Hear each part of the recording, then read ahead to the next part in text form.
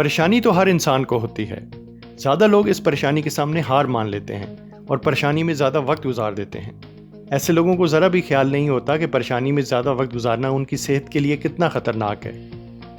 Doctors का ख्याल है कि इंसान की आधी बीमारियों की वजह परेशानियाँ, एंग्जाइटी और डिप्रेशन है।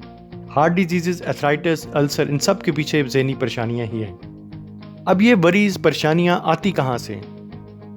हमारी ज़्यादा परेशानियों का ताल्लुक हमारी फाइनेंशियल यानी माली हालत के साथ, और फिर काम, कारोबार, जॉब की परेशानियाँ, और फिर हैं इंसानी ताल्लुकात की परेशानियाँ।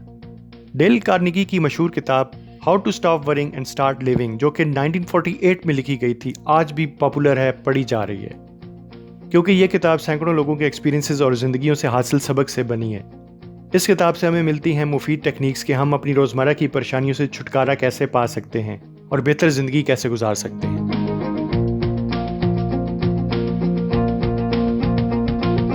1942 में एक बिजनेसमैन गैलन गिचफील्ड जापानीज फौज के पास कैद में थे।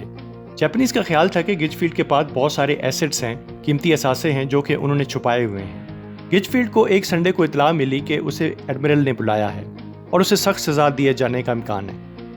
गिचफील्ड को बहुत परेशानी हुई कि जापानीज फौज उसका ऐसा टॉर्चर करेगी कि वो मर जाएगा। लेकिन कुछ देर परेशानी लेने के बाद उसने अपना टाइपराइटर निकाला और सबसे पहले लिखा कि उसे परेशानी किस बात की है। यकीनन उसे टॉर्चर और मौत नजर आ रही थी, तो उसने लिखा कि मुझे मौत की परेशानी है।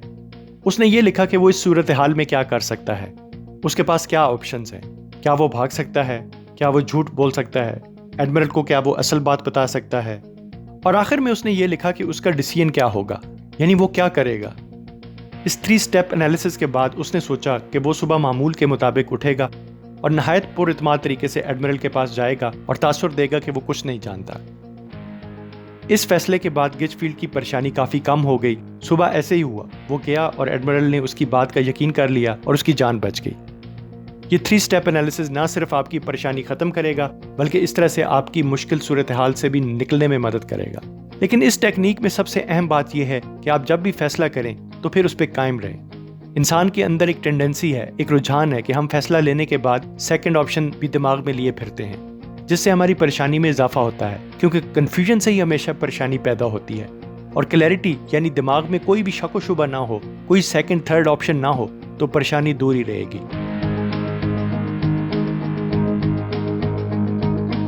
परेशानी से बचने का आसान तरीका यह भी है कि हम आदत डालें कि अपना रोजाना का दिन अच्छे तरह से गुजारें, काम करें, अच्छा खाएं और अच्छा आराम भी करें, क्योंकि गुजरा हुआ दिन वापस नहीं आना और कल आने वाले दिन का पता नहीं है। गुजरे कल और आने वाले कल पे ज़्यादा नहीं सोचना चाहिए और ज़्यादातर दिमागी और जज्बाती मेहनत आज के दिन पर ही करनी है। अपना रोज़ाना का दिन बचाना है परेशानियों से, क्योंकि इसी तरह आप अपने कल को यानी मुस्तकबिल को बेहतर बना सकते हैं।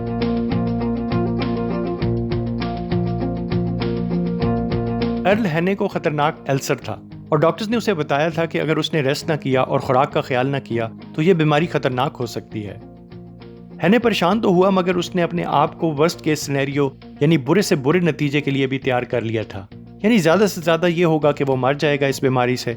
ये बात उसने अपने दिल को समझा ली थी। जब भी परेशान हो तो हम सोचें कि बदतरीन क्या हो सकता है, वर्स्ट क्या हो सकता है, क्या जॉब चली जाएगी, जेल हो जाएगी, बिजनेस लॉस हो जाएगा, या फिर हैने की तरह मौत भी हो सकती है। जब वर्स्ट को कबूल कर लेंगे तो फिर अगला स्टेप ये है कि इस वर्स्ट सिचुएशन को इम्प्रूव करने की कोशिश करनी है। हैने ने मौत को मान लिया और इसके बाद उसने फैसला किया कि वो काम करे जो वो पहले जिंदगी में नहीं कर सका। वो ज्यादा दोस्त बनाने लगा, ज्यादा ट्रैवल करने लगा, ज्यादा अच्छी खुराक खाने लगा, ज्यादा बातें करने लगा, और उसका नतीजा क्या हुआ? उसकी सेहत आहिस्ता आहिस्ता बेहतर होने लगी। वो मुजाती तौर पे ज्यादा सेहतमंद और बेहतर जिंदगी गुजारने लगा।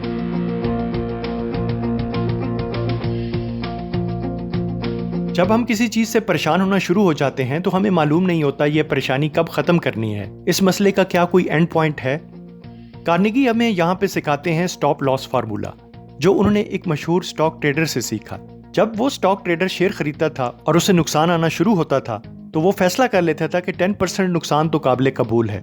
जब उसके शेयर्स 10% नुकसान से नीचे जाने लगते तो वो फौरन उसे बेच देता, यानी वहां से वो अपने लॉस को मजीद बढ़ने से बचा लेता।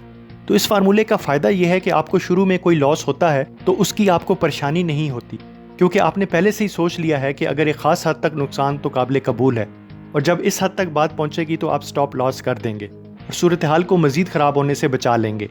ये फार्मूला स्टॉक, शेयर या बिजनेस के लिए नहीं बल्कि ज़िंदगी की दूसरी परेशानियों में भी काम आता है।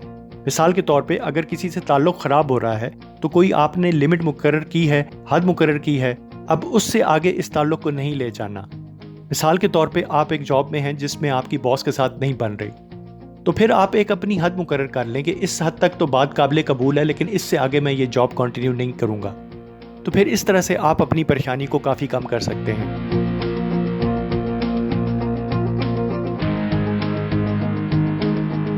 हमारी कुछ परेशानियों की वजह यह भी है कि हम दूसरों की तरह बनना चाहते हैं, दूसरों को कॉपी करते हैं और अपने आप को नहीं पहचानते। हर इंसान एक दूसरे से बहुत मुख्तलिफ है।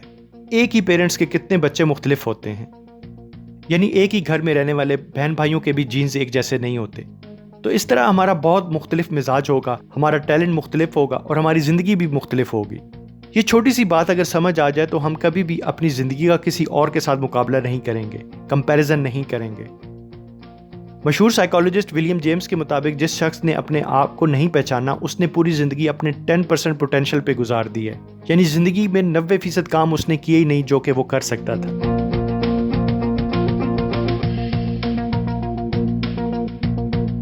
दुनिया में कामयाब लोग सबसे ज़्यादा तनकीद का निशाना बनते हैं।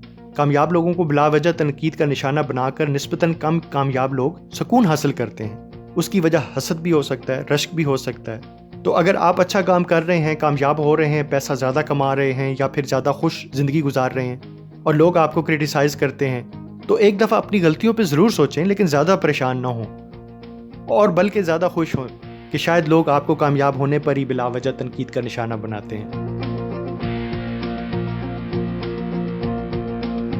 साइकोलॉजिस्ट ने साबित किया है कि अगर हम बहुत सा ज़हनी काम कर रहे हैं और इस काम के बाद हम मुतमईन हैं, खुश हैं, एक सेंस ऑफ अचीवमेंट है, तो आपको ज़्यादा थकन महसूस नहीं होगी। लेकिन आप अगर कोई ऐसा काम कर रहे हैं जिसमें आपका दिल नहीं है, आपके मिजाज के ख़िलाफ़ है, तो उसको मुकम्मल करने के बाद आपको ना खुशी होगी, ना सेंस ऑफ अचीवमेंट, बल्कि सिर्फ थकन होगी, फटीग होगी और इसी तरह सिर्फ परेशानी ही होगी। इस तरह की परेशानी से बचने के लिए ज़रूरी है कि काम अपनी मर्ज़ी का करें, दिल से करें और इसके बाद बॉडी को रेस्ट दें, रिलैक्स रहें, ताकि फिर से आप अपनी जॉब के लिए या काम के लिए तैयार हो सकें। तो यूं डेल कार्नेगी की किताब how to stop worrying and start living से हमें बहुत कुछ सीखने को मिलता है। यानी हम पहले समझें कि हमारी परेशानी है क्या, उसके बाद हम ये देखें कि हम क्या कर सकते हैं, 3 सॉल्यूशंस बताएं और उसके बाद एक सबसे बेस्ट को पिक कर लें और फिर उस पर कायम हो जाएं। वर्स्ट केस सिनेरियो को मान लें और फिर उसको इम्प्रूव करने की कोशिश करें। और इसी तरह से स्टॉप लॉस फार्मूला के तहत भी हम अपनी परेशानियों को काफ़ी कम कर सकते हैं।